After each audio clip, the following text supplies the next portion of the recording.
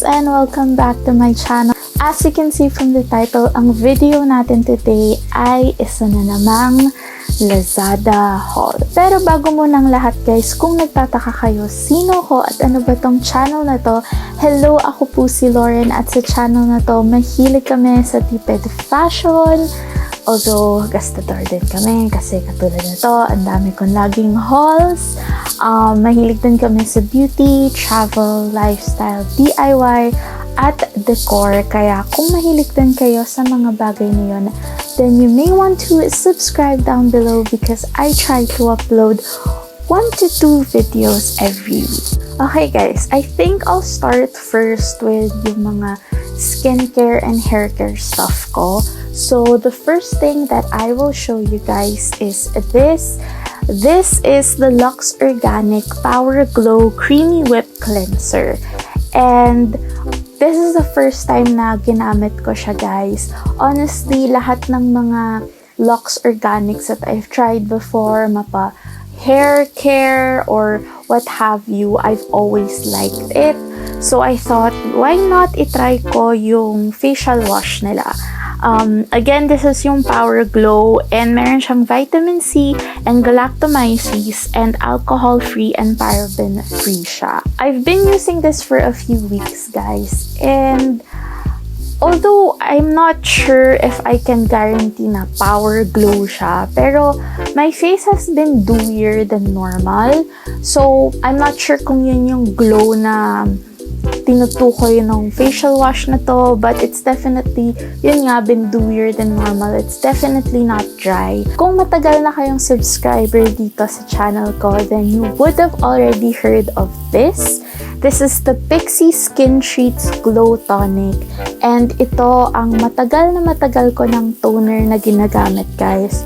To be honest, ang mahal niya kasi for 100 ml, parang 1,000 higit siya, guys. But personally, on my skin, it always works so great. I feel like mas fresh yung skin ko when I use this. I really like using this, guys. Yeah, I just feel like mas glowy yung face ko with this.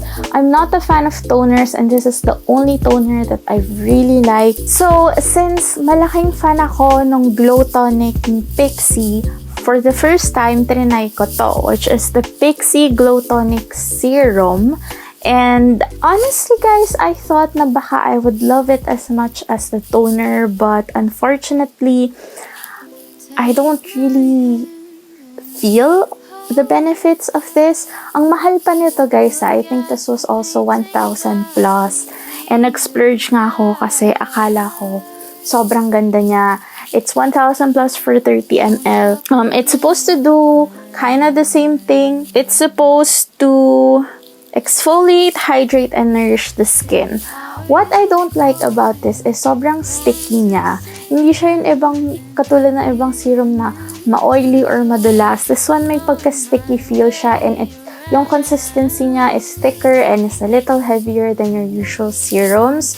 So parang na-off na ako dun pa lang. Although nagda-dewy yung skin ko, I just don't really completely see the benefits of this. From face, punta naman tayo sa hair. Dalawa actually to. This was buy one, get one. And this is the Luxe Organics Premium Keratin Daily Treatment.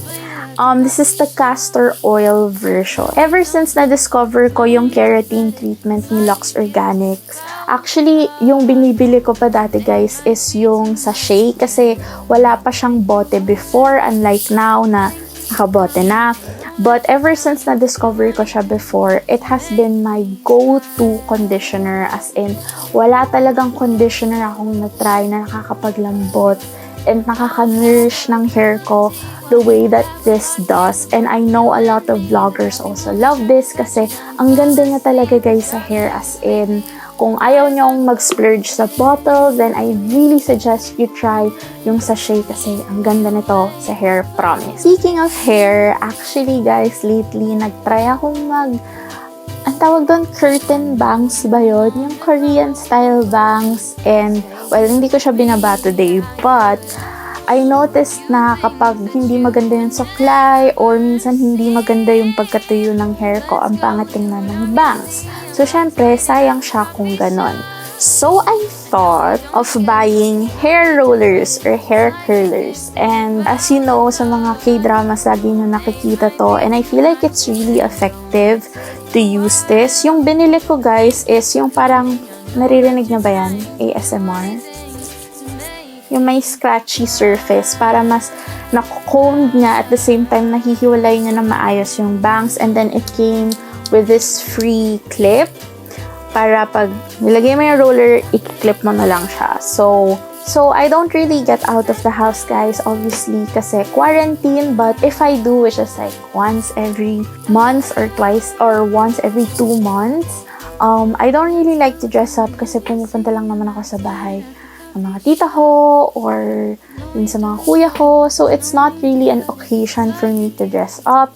So I tend to go for just plain shirts. So I thought of just investing in a plain shirt. And actually, this is one of them. It came in pink and it also came in white. Binili ko to, guys, sa Lazada. Obviously, this is a Lazada haul. I forgot how much it is, so I'll just put it somewhere on the screen. And I will also put sa screen kung may size to. But I really love this material, guys. As in, kita nyo ba yan? It's so stretchy. Hindi siya manipis, pero hindi din siya yung sobrang kapal. It's a ribbed material as well, kaya siya stretchy. And overall, I just like it. So, another top, guys, that I bought, I wanted to try one style na hindi yung just round color na plain, was this top. This is black, guys, and medyo scallop yung sleeve nung, well, sleeves niya at saka yung ilalim nung shirt. But this is also ribbed and super stretchable. Meron lang siyang detail dito na feeling ko nakaka-sexy in a way. So, it is a little tighter, guys, than the plain shirts that I bought, but nonetheless, it's super nice. The last 3 items that I will be showing you, guys, hindi ko siya mahahawa kasi either nakatago siya or ginagamit ko siya. So I will just show you some footages of it. But the first one is this pair of utensils, and ito yung parang Korean style utensils. Lately kasi, guys, sobrang na-addict ako sa anything Korean, including Korean food and cooking. So trip ko lang, bumili ako ng utensils. It's just your normal utensils. Spoon, fork, and then my chopsticks. But mahaba yung handle niya. Just like yung mga nakikita nyo sa mga samgyeopsal. And I bought the rose gold bronze version. Maayos yung material niya. It's not plastic. Except for the chopsticks. I wouldn't say it's plastic, pero hollow siya. Empty siya sa loob.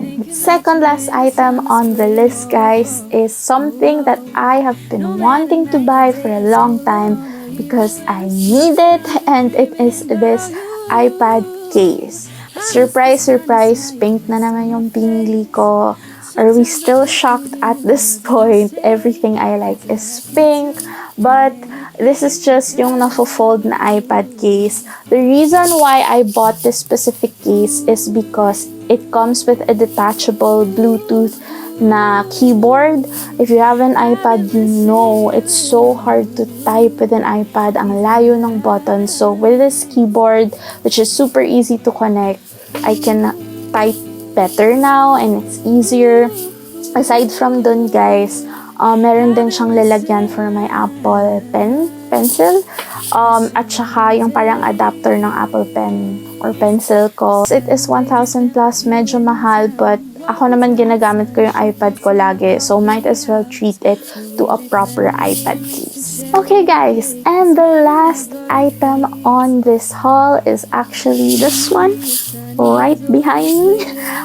It is my computer chair, and sobrang tagal ko nang gusto ng computer chair. Alam niyo ba, guys, may story to. Naghanap ako ng maayos na seller on Lazada, but ang nangyari is, maayos nga siya pero maling color yung pinadala. I originally ordered pink. Pero dahil tamad yung ate girl nyo and I didn't wanna send it back kasi impake ka na naman siya, I just kept it, and the reason why it's pink is because I actually bought leather paint and I painted the entire thing pink. So if you're interested and you want to see a video of how I turned this entire chair pink, let me know by leaving a comment down below and I will do a video on that.